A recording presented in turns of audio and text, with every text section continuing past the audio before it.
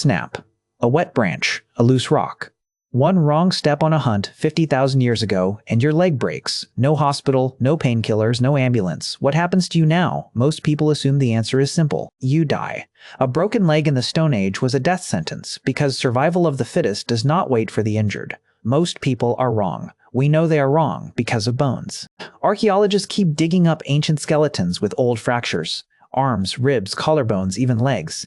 And the fractures are healed, not fresh breaks from a fatal accident. Old breaks, knitted back together, lived with for years. Every healed bone is a quiet message across thousands of years, and the message is this: somebody fed me, somebody carried me, somebody defended me for the months I could not walk. A healed leg bone means that when this person was at their most useless, their people decided they were still worth keeping alive. One of the most famous examples is a Neanderthal, found in a cave in Iraq, who lived around 45,000 years ago.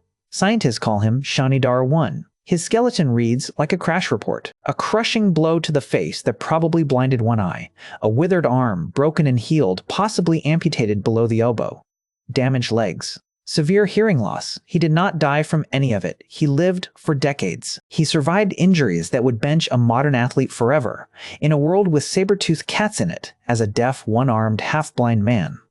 There is only one way that happens. His group looked after him. For years, Neanderthals, the supposed brutes of prehistory, were running long-term disability care before modern humans had even arrived in Europe.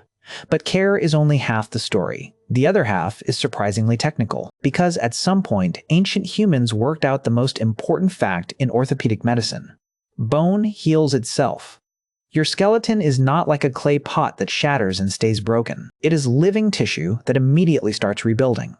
A broken bone begins producing new material within days, weaving the pieces back together. It needs only two things from the outside. The pieces must be lined up, and they must hold still. Alignment and stillness. That is the entire job, and ancient people figured both parts out. The oldest medical document on trauma that survives is an Egyptian papyrus, the Edwin Smith papyrus, based on knowledge that may go back 5,000 years. It is shockingly rational. No spells for broken bones. It describes examining the injury, setting the pieces back in line, and binding them with stiffened bandages. Egyptian embalmers and archaeologists have found actual ancient splints, bark and wood padded with linen, still wrapped around broken limbs. The fracture treatment you would receive today, reduction, immobilization, time, is the same three-step recipe, 5,000 years on. We upgraded the materials. We never changed the idea. Now for the honest part, not every break was survivable.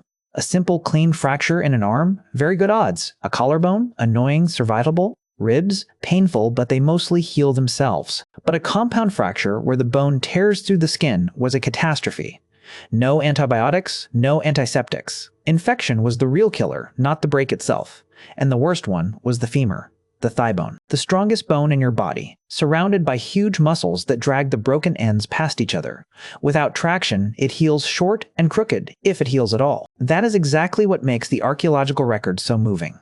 Healed femurs exist. Rare, crooked, shortened, but healed. Their owners limped. But they limped for years, surrounded by people who had chosen, day after day, to keep them alive. There is a famous story that an anthropologist was once asked for the first sign of civilization, and answered, a healed femur.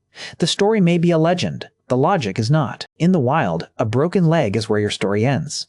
A healed one is proof that someone refused to let it end. So how did ancient humans fix broken bones?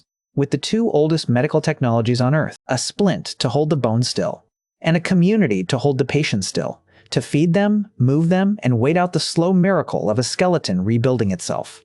Half of ancient medicine was engineering. The other half was love. Honestly, the ratio has not changed much. Now you know.